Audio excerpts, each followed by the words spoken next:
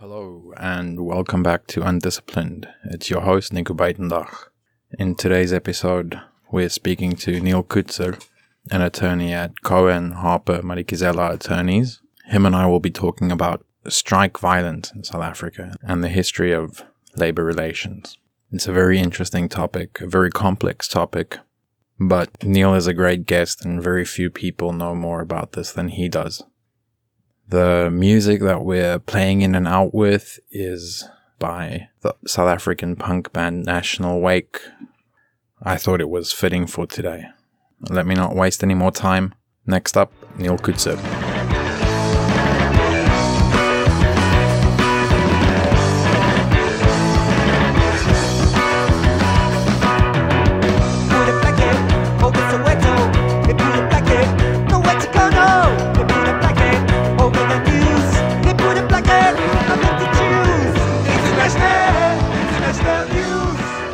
Neil, hello. Welcome to the Undisciplined podcast.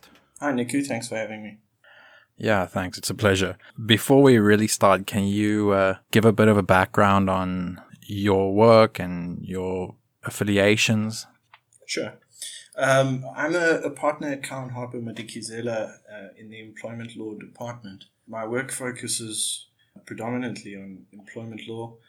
My special interests involve collective bargaining, issues related to relationship building with trade unions, dispute resolution, as well as dealing with and preparing for violent strikes, which in South Africa is quite a big thing. I've also written extensively on the right to strike in South Africa, as well as violence which occurs in or during strikes, and how to deal with those problems. Okay, cool. Thanks. So you recently published an article talking about strike violence in South Africa, and that in your article you call it a pandemic to strikes in South Africa. Can you give me a bit of background on strike violence in South Africa, the scale of it, how often it occurs for it to qualify as pandemic, and also what is the scale of the violence that we're talking about? Sure. So in South Africa, during 1994, when South Africa became a constitutional democracy, the right to strike was incorporated in the constitution. What that meant was that it became a fundamental right. Becoming a fundamental right meant that it would be included in the Labour Relations Act of 1995. The implication of that was to make the right to strike much easier, which before 1995 was not really permitted. In fact, in South Africa, the right to strike was illegal for many, many years. And then it was slowly relaxed to allow the right to strike for certain persons. And then eventually in 1995, the right to strike, as I've said, became a fundamental right. The fundamental underpinnings of the decision to do that was that it would remove the violent nature of strikes, at least one of the reasons for doing so, because strikes had always been violent in the past, and South Africa had a very violent history, particularly in relation to strikes. It became very easy to refer disputes in order to pursue a strike, but unfortunately the common knowledge of the day, or the collective wisdom at the time, has not proven to be true. The number of strikes has been significant, and it's become clear over the years that strikes have become part and parcel, or very closely associated with violence. And the reason for that is probably the entrenched positions that are commonly held during strikes, where employers sometimes are perceived to be unwilling to negotiate, and trade unions perhaps and their members feel disenfranchised and not listened to, and perhaps the only way to get the attention of the employer is to engage in violence. And the economic rationale is simple. It's to place economic duress essentially on the employer to concede to the demands of the strikers. So what you have is a situation where a strike is called and normally begins with a big flurry, often peaceful demonstrations initially, and once it becomes clear that the employers are not really responding, the strike often descends into violence. In relation to the scale of the violence, you see a lot of blockading of roads, burning of tires, destruction of property, including cars. We've had petrol bombings of buildings, arson, assaults on managers, murders, and intimidation of people who are not actually participating in the strike. So you also have a lot of inter-union violence.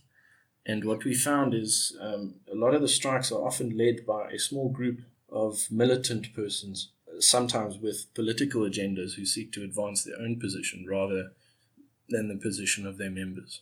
But the scale of the violence is sometimes quite horrific and will often make you catch your breath. The police have done very little to intervene in these circumstances, and that is to be regretted as well. Is there a particular reason that you think the police have not been intervening? Is it that the police is overworked, or that it's not a priority for them, or is there perhaps kind of political or ideological justification for that? Well, I think it's a complex problem that isn't necessarily easily explained, but I think there are a number of things that stick out immediately. And I think the first issue is perhaps that the police are not properly trained. I think that South Africa's police force, despite having a specific unit dealing with strike violence and riots and things like that, the public order policing unit, many other branches of police are not equipped to deal with riots and strikes, and the public order policing unit simply is thinly stretched to deal with things like this.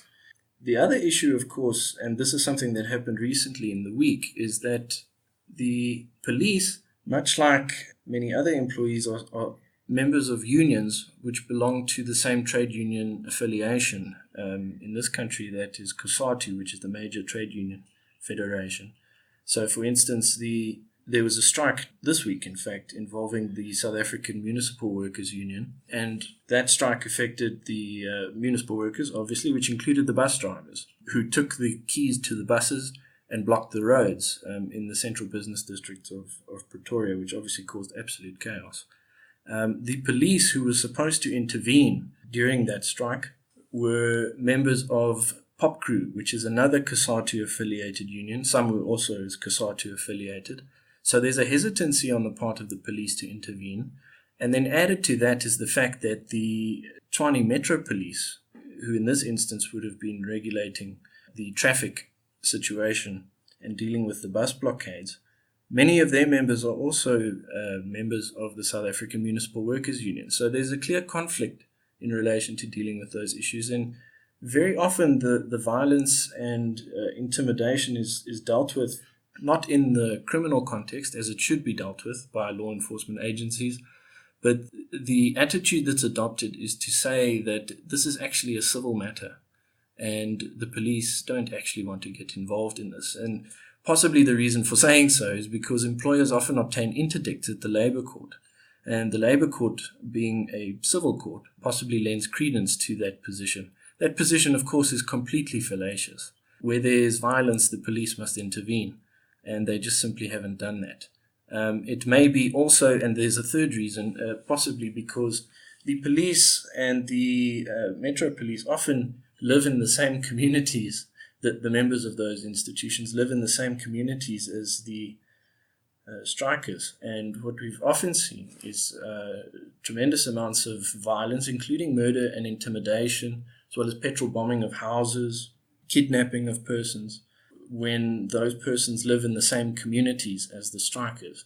So there's a genuine fear for people's safety, and on that basis, often the police fail to intervene. This happens more frequently in more rural areas rather than in the more metropolitan areas.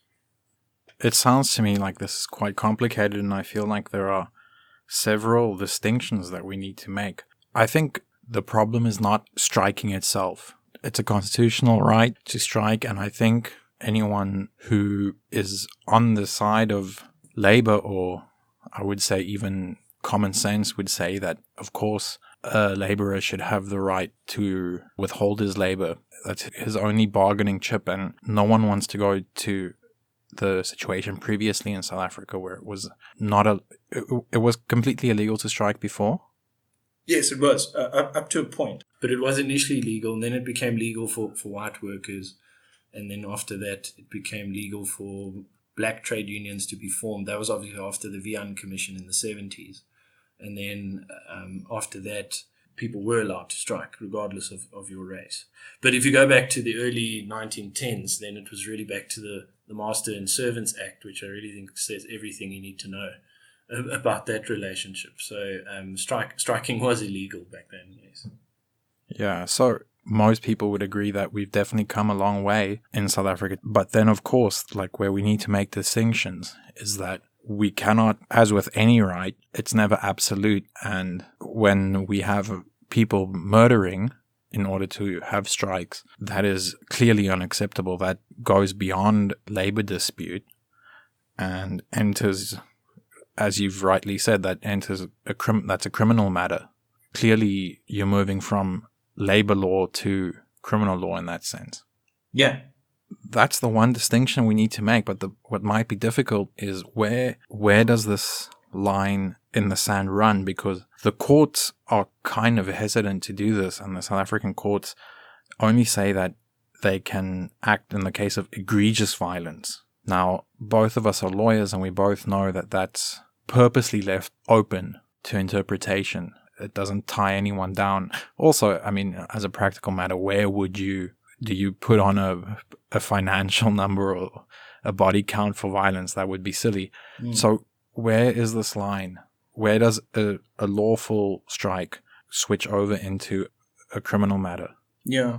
So for me, the issue is relatively simple. And just to go back to your original point about the right to strike, I don't think anyone could have any quibbles about the importance of the right to strike. I think we need to have the right to strike in our society. It's why it's a constitutionally entrenched right. Workers have very few remedies at their disposal. There is an unequal bargaining position. This thing goes back centuries, and I think we all accept that. Trade unions have their role to play in society. It's an important role that needs to be played, but it must be played within the parameters of the rules that are set out in our legislation. So I think in relation to the violence that occurs, you have a trade union and their members that wish to go on strike.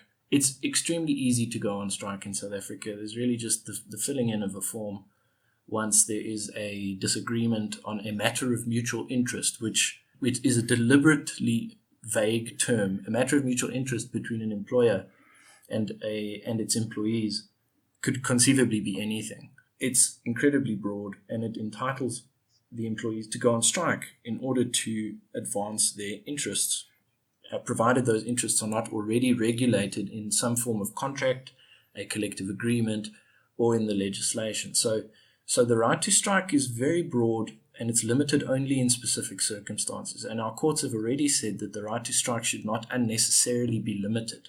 The legislation in South Africa also does not even distinguish between a strike which is violent and a strike which is not, and the consequences of that. What it does do is define a strike as a peaceful withdrawal of labor. And that's the idea behind the whole thing, and it hasn't turned out that way. So the courts have been left with a little bit of a difficult role to play, because what you have is a routine resort to violence by strikers and trade unions, and a failure of accountability on the part of unions to accept the responsibility for those strikes, and particularly the violence. So the courts have had to try and fashion, shall we call it, novel remedies in circumstances where the strikes become violent. And even though the law technically on paper does not permit a court to declare a protected strike, which is basically a lawful strike, to be unprotected, there is a school of thought that is gaining traction, and it has been for some time, that where a strike has become incredibly violent to the point where it's actually become dysfunctional to collective bargaining, and it really has just descended into chaos, then that strike should no longer be deserving of any protection, either in terms of the legislation or in terms of the Constitution, because it essentially amounts to an abuse of that right. But as you've said, that test is imprecise. That creates a bit of a conundrum in a society founded on the rule of law. As lawyers, we should always strive to ensure that the rule of law is respected. The resort to violence, I think, in itself is the antithesis of the rule of law. But the response to that should also not be in the context of a breach of the rule of law. I think it has to find its answer within the confines of the legislation that we currently have. Where the legislation is deficient, it should probably be amended. It seems to me, and this has been discussed in the past, that if a strike is violent, that in itself doesn't comply with the definitional elements of a strike. It seems that a strike, by its very nature, should be peaceful. There's no reason why a strike, and the right to strike particularly, is more important than other constitutional rights, such as the right to life, the right to property, the right to dignity, and the right to freedom and security of the person. But it doesn't seem like our lawmakers have fully understood this concept. The right to strike has enjoyed almost a mythical status. And there's a romantic idea around the right to strike, and there are historical reasons for that. But at the moment, we are dealing with a crisis, and we need to stop thinking in those romantic terms and start dealing practically and decisively with this issue. But as I say, it's not clear at this stage. There are no hard and fast solutions to the strike violence. And what employers are having to do is to actually look at and prepare for strike violence. So the level of detail that goes into contingency plans for strikes is something that is quite staggering sometimes. And what you would have is where employers put these measures in place, you have unions and their members responding in kind. So it almost becomes a bit of a battleground. And I hate to use that word in the industrial relations context, but it really does become that. So where, for instance, an employer will try to secure its vehicles, for instance, to make sure that they're not damaged. What you would have is in the evening, persons breaking into the area where the vehicles are kept, and then sabotage happening or malicious damage to property during the evening. Things like that, all attempts to try and undermine the employer who may already have put contingency plans into place to deal with the strike. So it really is a high stress, high intensity environment with very little room for trying to resolve the issues. What it does, the sort of violence that we experience is that it polarizes the positions and it actually hardens those positions. So the idea of sitting around the table and negotiating is very difficult when all this violence is going on. Often employers just capitulate because they don't want to deal with all the violence, and they give in to wage demands and other demands which are sometimes unsustainable, which in the short term might be okay, but in the long term lead to possibly restructuring and retrenchment simply because the labor costs have become too high. So you've said several things that are interesting to me right now. For example, you say that South Africa is a society based on the rule of law, which of course formally that's true, although I think a very easy argument could be made that South African political order has always been founded on quite a lot of violence anyway. Yes. But right, we want to move away from that, of course. And you said that strikes have been romanticized because of a certain historical background to that, which is very understandable. Labor unions have played a big role in political transformation in the history of South Africa, and an important role. And then you told me that the violence often polarizes. So what I'm wondering is, do you think that the South African labor system and the labor law, as it is capable of addressing the demands and the structural injustice that many workers face in their day-to-day life if we simply subtract the violence from their claim making? Do you think that the system is set up in a way that they can effectively pursue their socioeconomic goals? Another way to put my question, is the violence not coming from some kind of frustration or inability to improve their lot, or do you think that it's completely unnecessary?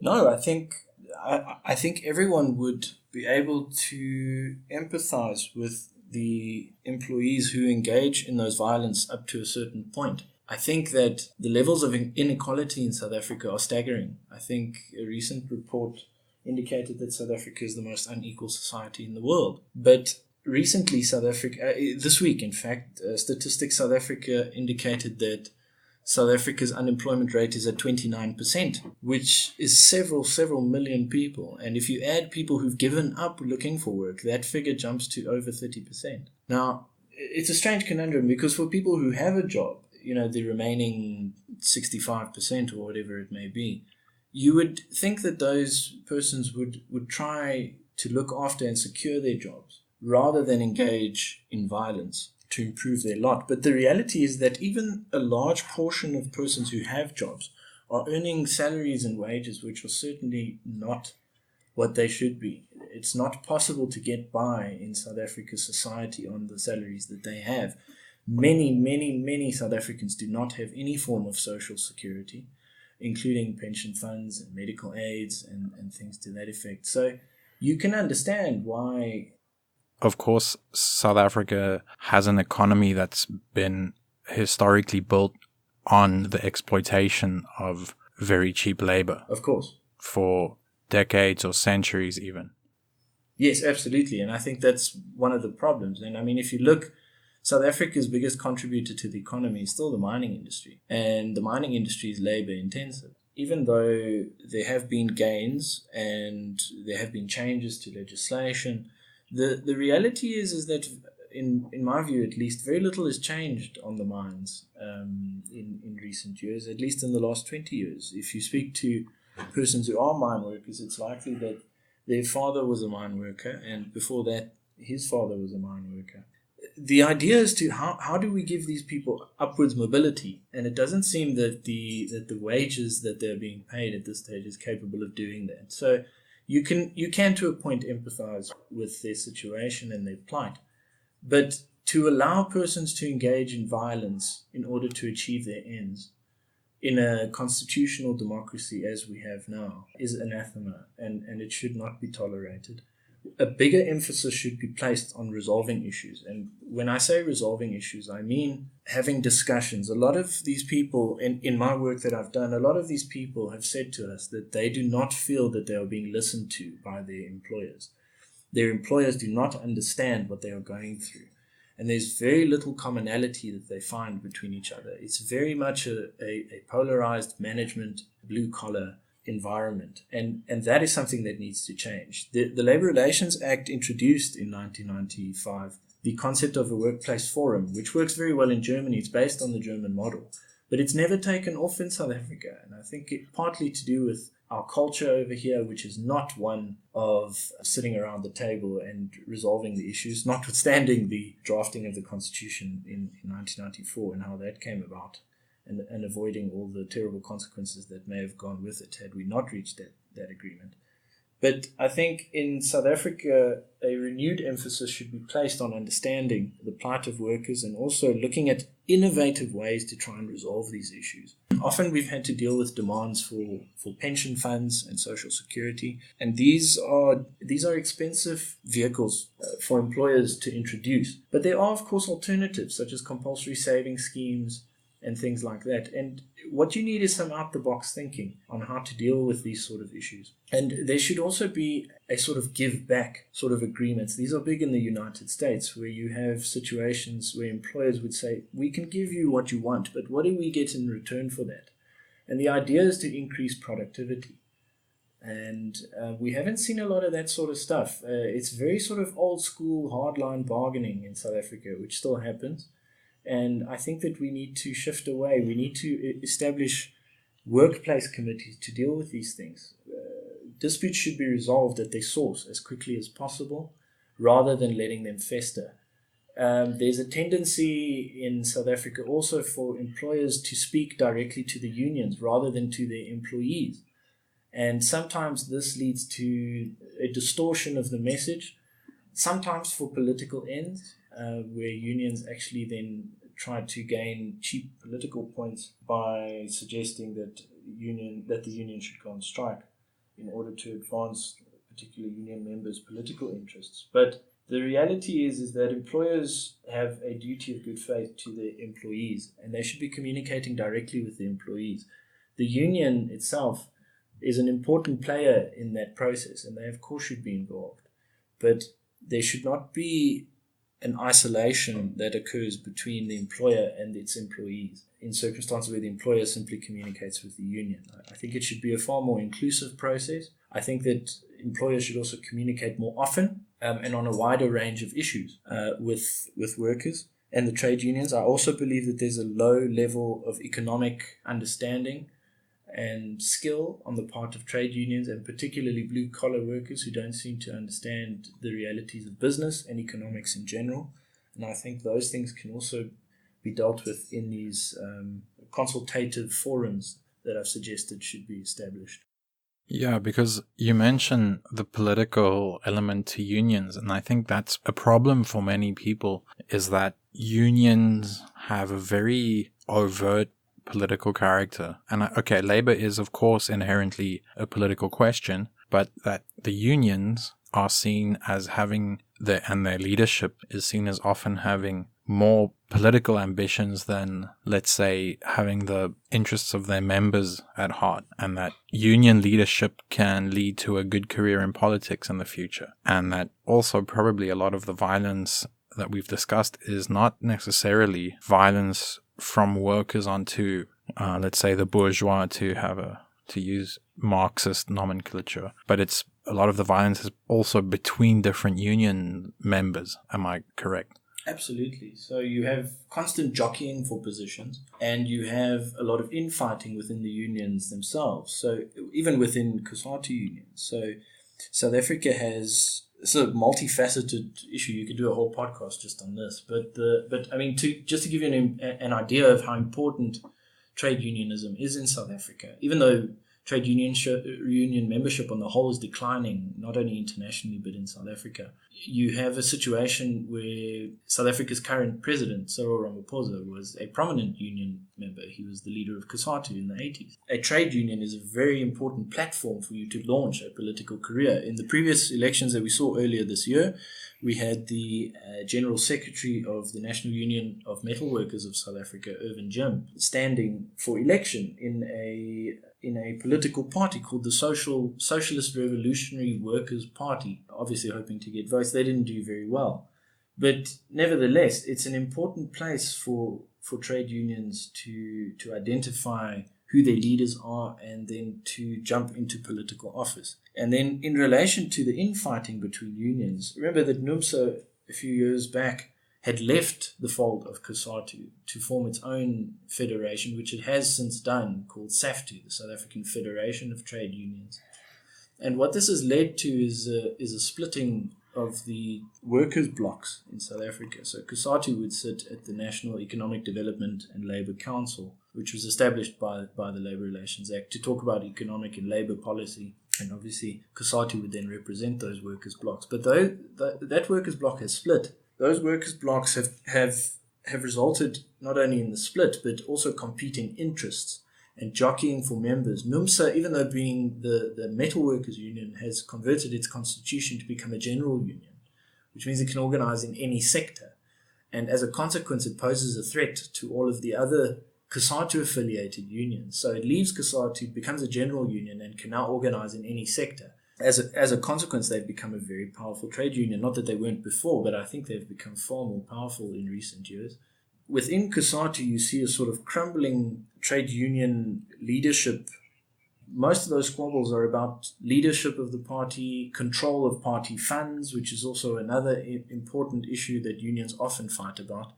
And then on the mines, you've also had the most famous example was Maracana in 2012, where you had inter-union rivalry between the National Union of Mine Workers, the established and recognized trade union in the mining industry, at that time anyway, and its offshoot union, AMCU, which was led by Joseph Matunjwa. And AMCU itself was an offshoot union from NUM, members who had become disillusioned with NUM's leadership, that had almost become a sort of cartel with the mining houses, and felt that they were not representing the interests of mine workers. So, and that led to a great shift. I mean, AMCU has done very well recently. AMCU is now the main trade union in the platinum sector following Maracana. And it's making tremendous inroads in other sectors as well. It's just had a 5-month strike in the gold sector in relation to Sibanye Gold. where it got a bit of a bloody nose. But notwithstanding that, it still remains a very powerful union. In a long way around, in summary, to answer your question, trade unions are important vehicles to launch political careers and ambitions. And to that extent, I think even AMCU, the NUMSA, and another number of other unions have used their political clout to actually ensure and block important amendments that needed to be made to the Labour Relations Act in order to deal with, for instance, strike violence. Right. So you've mentioned something I was keen to get to. We talk about union leaders who launch successful political careers, and then we have, in the case of the president, Cyril Ramaphosa, who is in the highest office, who before started his public career as a major union leader. And then you also mentioned Maracana, where Ramaphosa is naturally also implicated in, because what happened at Maracana was, when we talk about strike violence up to now, we've been talking about the violence emanating from labor, but what happened at Maracana was the inverse, where we had extraordinarily violent backlash from the state in the form of the police shooting and killing striking miners. Police killed over 30 miners dressed in full riot gear and shields and helmets and with assault rifles.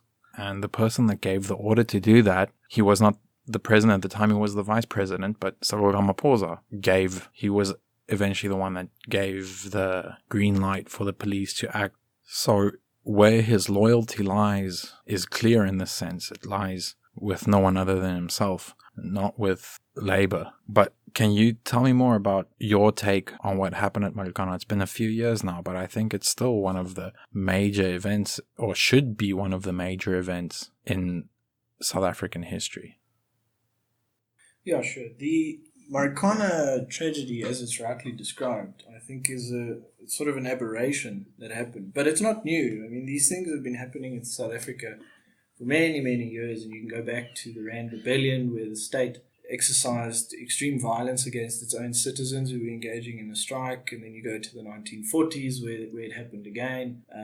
You then move ahead to the 70s, the strikes in Durban. There was also violence from the police, and it wasn't unusual during the apartheid era to see violence against striking workers or even riots. Of course, there have been comparisons to the Sharpeville massacre in Soweto in 1976, and you and I have actually discussed this. And I don't necessarily think that, while there are commonalities, I think they're separate from some of the earlier incidents that I've mentioned, because those incidents involve employers and their employees. So it was really in the industrial relations context, very much like Maracana. So I think comparisons of Maracana to Sharpeville and Soweto 1976, I think, are slightly misplaced. And Willem Gumede said what made Maracana different was the image that everyone saw on TV of black police officers firing on black workers, and being more than, well, at that stage, I suppose 20 years almost into democracy, what impact that has on the South African psyche, and the questions that one must ask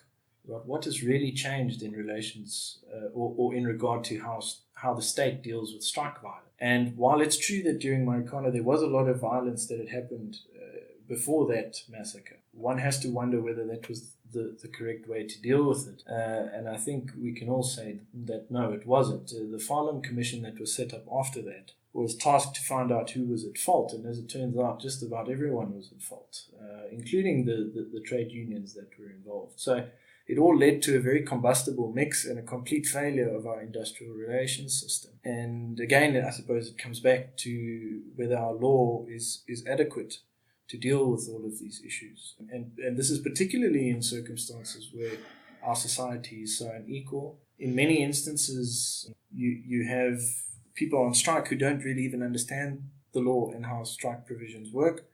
And as I've said earlier at the beginning of the talk, you then have situations where police who are supposed to be trained are not clear on how to deal with these situations. And what it results in then ultimately is scenes such as Maracana.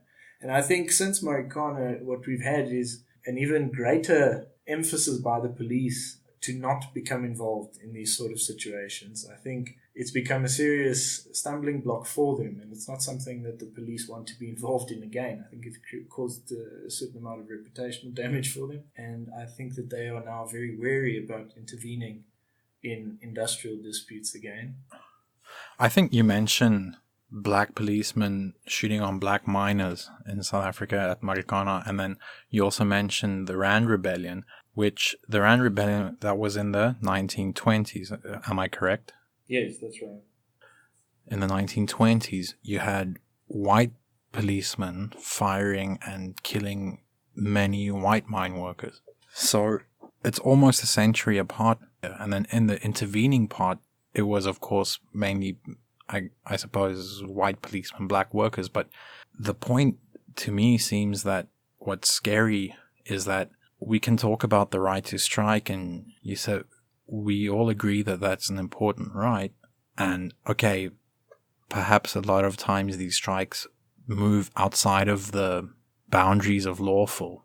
But even then, the message I'm getting is that you can strike a little bit, but if you push your luck, capital is going to put you back in the mine. It's going to put you back to work with an assault rifle.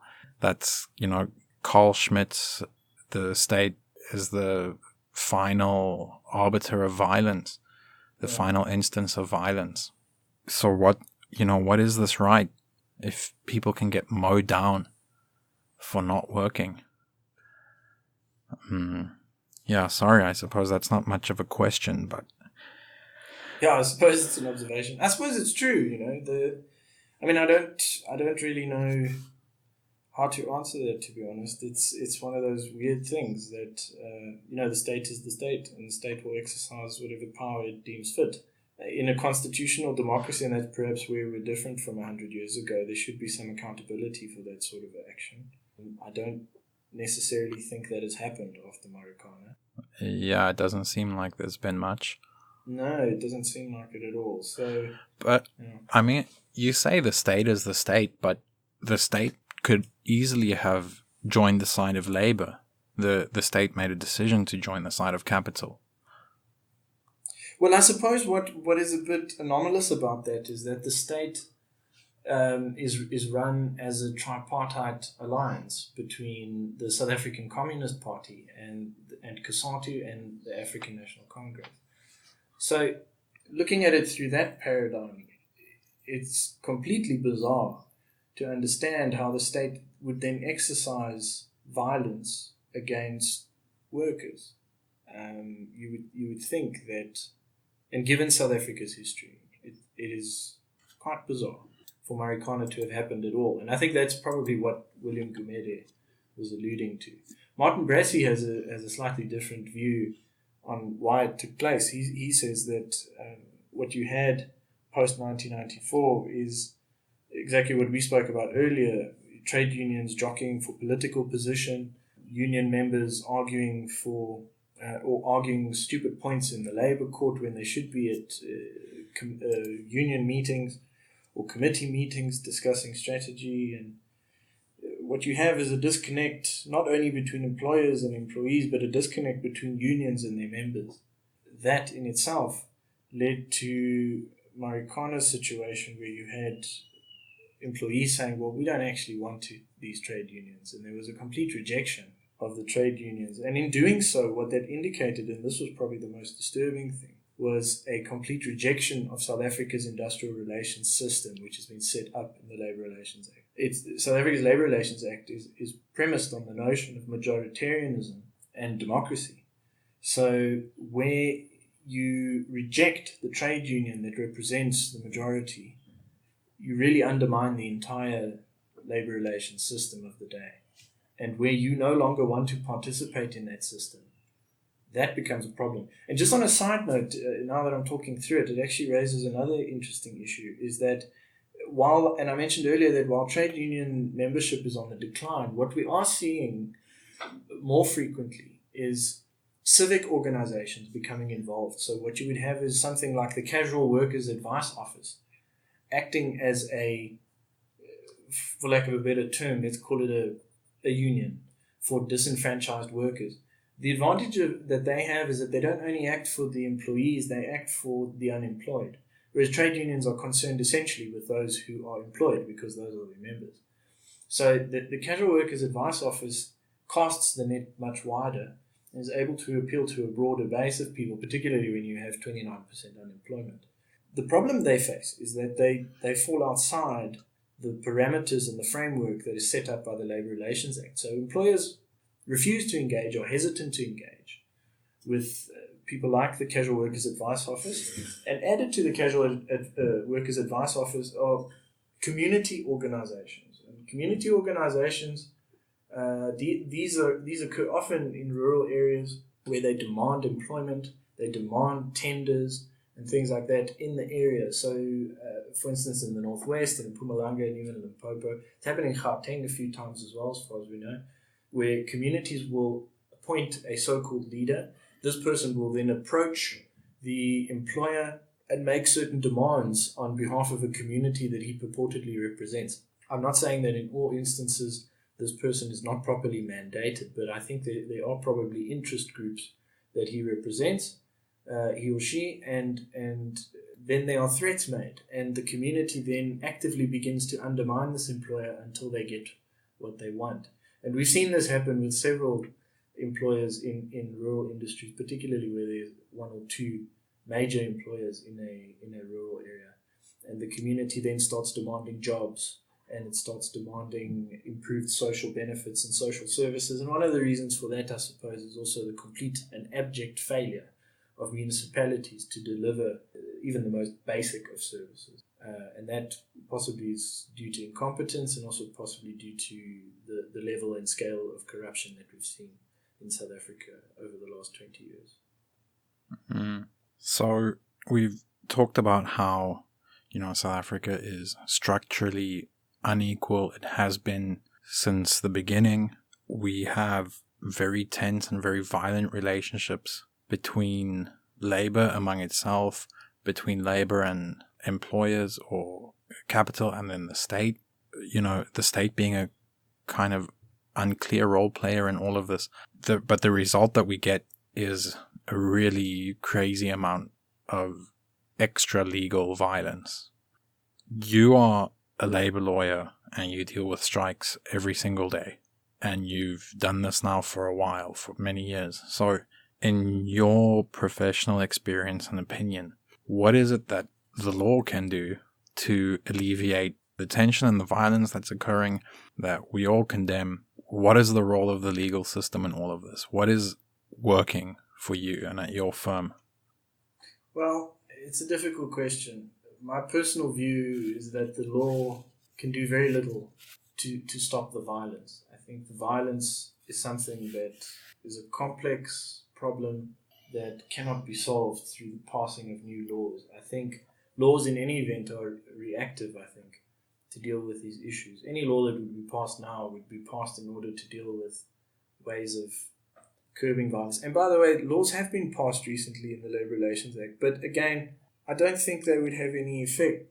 More recently, there was, in January, a new law came into effect to deal with, what is it called? It's an advisory arbitration process, where in strikes that are violent or that could cause disruption to the national economy, or very much like the Sibanye gold strike that happened over the last 5 months, employers or unions could engage this mechanism in the Labour Relations Act. It would then appoint a panel of arbitrators comprising someone from labour, from business, and someone from the CCMA, which is the Dispute Resolution Forum established by the Labour Relations Act. And then an arbitration would happen, very informal, of course, but an arbitration would happen, and then those panelists would make a recommendation on how the strike should be resolved. And there's no guarantee that either of the parties would have any appetite to utilize that mechanism, which is what happened in Sibanye's strike. And secondly, even if that recommendation is made, that recommendation is not binding unless there's a failure to respond by one of the other parties. So again, it's a limited resolution. And again, a hammer blow would not work either. That would have drastic implications for the right to strike. So you can't say and apply a broad-based approach necessarily, which would have implications for the right to strike. So you would have to dig a bit deeper. I think our society is a fractured one, and I think it requires the work of social scientists and persons much smarter than myself, frankly, to try and deal with this issue. Lawyers can play their part proactively to a point, I think, but essentially we are concerned with the law and ensuring that the law is upheld.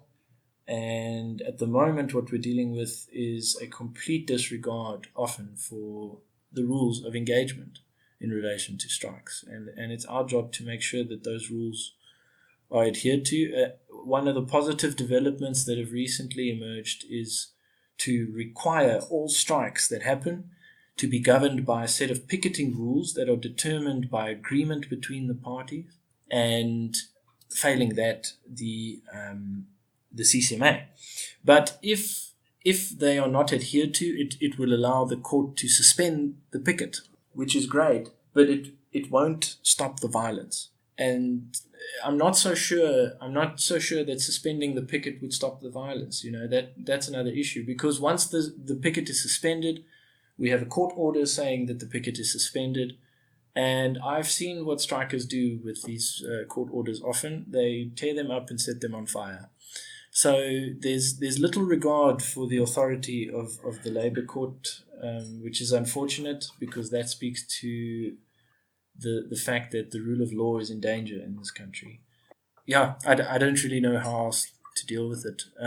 But the recent strike this week is a classic example. I can't imagine for the life of me that this strike that happened in the week with the South African Municipal Workers Union, where streets were blocked and buses were used to block public roads, I myself with my own eyes saw a number of strikers wielding sticks, threatening motorists, banging on cars, destroying dustbins, littering, and completely trashing the CBD in certain instances. Many of the businesses had to close. If you read the newspaper reports, the representatives from businesses in that area had said that they had to close their businesses for the whole week. Now, it seems to me that no picketing rules had been agreed on there. I can't imagine that they would have agreed as parties to allow a strike to take place in the CBD, for buses to block the roads, for sticks to be carried, and for violence to be engaged in. And in those circumstances, we were informed that the Labour Court had ordered that the picket was suspended, but it went ahead nonetheless. So, it doesn't seem to me that the law has much of a role to play. I suppose the issue is how much, the law is important, of course, but the underlying issue is, do people respect the law, and are they willing to abide by it? And we're not at that point. And I'm not sure how we get there. Perhaps when people feel that they are part of the society and that they are being listened to, perhaps then they will feel that they should be listening to court orders. I don't know.